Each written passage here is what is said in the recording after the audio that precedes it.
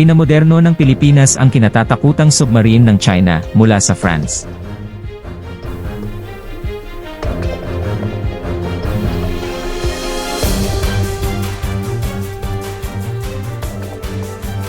Inulit ng France ang suporta nito sa patuloy na Armed Forces of the Philippines Modernization Program, AFP, kabilang ang pagpapaunlad ng submarine force ng bansa, sinabi ng Department of National Defense, DND, nitong Miyerkules. Ito ay kasunod ng pambungad na tawag ni French Ambassador-designate Marie Fontanelle-Lassalle, kay DND Secretary Gilberto C. Teodoro, Jr., noong Setyembre 14 na. Binigyang diin ang papel ng France bilang kasosyo sa rehiyon ng Indo-Pacific. Inulit ni Ambassador-designate Fontanelle ang alok ng France na suportahan ang AFP, kasama ang kahandaan ng French Defense Manufacturer, Naval Group na tumulong sa pagbuo ng Philippine Submarine Force, sabi ng tagapagsalita ng DND na si Arsenio Andolong. Sa isang pahayag, ang tinutukoy ni Andolong ay ang pangako ng Naval Group na tulungan ang Philippine Navy, PN, na bumuo ng Subic Bay sa Zambales bilang isang modernong base na may kakayahang pangasiwaan ang mga operasyon sa submarino sakaling manalo ito sa kontrata para sa pagtatayo at paghahatid ng barkong pandigma na may kakayahang submersible operations. Nauna nang inihayag ng PN na ang Subic Bay ang magiging lokasyon ng submarine base nito. Kabilang dito ang mga panukala para sa mga pantalan na may kakayahang humawak ng higit sa 2 submarino at mga barkong pang-ibabaw na kailangan upang suportahan ang paglaki ng puwersa, mga operation zone para sa command center ng squadron, mga maintenance yard at logistics depot, at ang Philippine Submarine Force Training Center na kinabibilangan ng mga silid-aralan at simulator. Ang Naval Group din ang gumagawa ng Scorpene diesel-electric submarine na kasama sa listahan ng mga gustong submarine platform ng bansa, at sinuri ng mga Filipino naval at defense officials noong 2019. Sa ilalim ng FP, pinaplano ng bansa na makakuha ng 2 hanggang 3 submarino.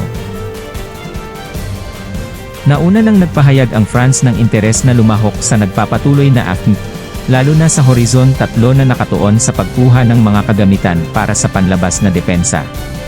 Ang Horizon 3 ay nakatakda sa 2023 hanggang 2028 habang ang Horizon 2 ay mula 2018 hanggang 2022 at Horizon 1 mula 2013 hanggang 2017. Sinabi rin ng opisyal ng DND na inaasahan ng French Ambassador-designate ang patuloy na pagpapabuti ng relasyon ng dalawang bansa, kasunod ng pagbubukas kamakailan ng defense mission ng French Embassy. Sa loob ng balangkas ng Angkatan Bersenjata Filipina Modernization Program, AFP, binalak ng gobyerno ng Pilipinas na makakuha ng 2 hanggang 3 kapal selam. Ito ay nagmamarka ng isang ambisyosong hakbang upang mapabuti ang mga kakayahan sa pagtatanggol sa dagat ng bansa, at isangkot ang paglahok ng Pranses sa proyekto. Nagpahayag ng interes ang France na lumahok sa AFP, lalo na sa yugto ng Horizon 3. Sa schedule ng pagpapatupad mula 2023 hanggang 2028, ang yugtong ito ay nagmamarka ng pangako ng Pilipinas na pataasin ang lakas at kakayahan ng kanilang sandatahang lakas sa larangan ng pagtatanggol sa dagat. Ang programang AFP mismo ay binubuo ng 3 yugto. Ito ay ang Horizon 1, Horizon 2, at Horizon 3. Ang Horizon 1 ay tumagal mula 2013 hanggang 2017, habang ang Horizon 2 ay sumasaklaw sa panahon mula 2018 hanggang 2022. Ang bawat yugto ay idinisenyo upang gawing moderno at pahusayin ang lakas ng militar ng Pilipinas ayon sa natukoy na mga pangangailangan at estratehikong pag-unlad.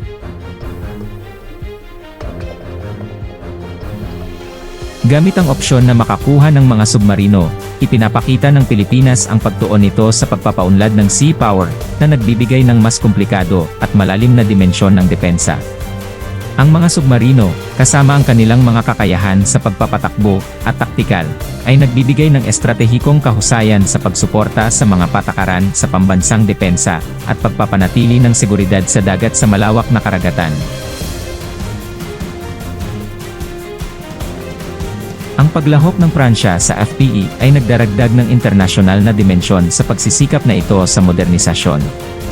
Ang trabaho sama sa Negara-Piak na ikatlong ay nagdudulot ng mga potensyal na benepisyo sa mga tuntunin ng teknolohiya, pagsasanay, at pagpapalitan ng kaalaman. Ang France, na may karanasan at kadalubhasaan sa industriya ng pagtatanggol, ay dapat maging mahalagang kasosyo sa pagtiyak ng tagumpay ng proyektong ito. Mahalagang tandaan na ang hakbang na ito ay dapat ding magkaroon ng positibong epekto sa pagtatatag ng bilateral na relasyon sa pagitan ng Pilipinas at France. Ang pakikipagtulungan sa mga proyekto sa pagtatanggol ay kadalasang may positibong epekto sa diplomasya at kooperasyong cross-sector sa pagitan ng dalawang bansa. Sa pag-unlad na ito, dapat asahan ng Angkatan Bersenjata Filipina ang isang makabuluhang pagtaas sa mga kakayahan sa pandagat. Ang isang submarino, bilang isang sopistikadong platform ng pagtatanggol sa dagat, ay magpapalakas sa kakayahang makita, masubaybayan, at maiwasan ang mga potensyal na banta sa dagat. Bilang bahagi ng FPP, sinasalamin nito ang determinasyon ng Pilipinas na harapin ang mga modernong hamon sa seguridad gamit ang tamang kagamitan at diskarte. Habang ang proyekto ng Horizon 3 ay isinasagawa, ang mga mata ng mundo ay magmamasid sa pag-unlad ng may sigasig, nanonood sa Pilipinas na sumulong sa pagbuo ng isang moderno at tumutugon na puwersang militar. Ang tagumpay ng programang ito ay hindi lamang magpapalakas sa depensa ng Pilipinas, kundi magbubukas din ng pinto sa higit pang interstate defense cooperation, pagbuo ng mga strategic partnership sa hinaharap. Habang ang proyekto ng Horizon 3 ay isinasagawa, ang mga mata ng mundo ay magmamasid sa pag-unlad ng may sigasig, nanonood sa Pilipinas na sumulong sa pagbuo ng isang moderno at tumutugon na puwersang militar. Ang tagumpay ng programang ito ay hindi lamang magpapalakas sa depensa ng Pilipinas, kundi magbubukas din ng pinto sa higit pang interstate defense cooperation, pagbuo ng mga strategic partnership sa hinaharap.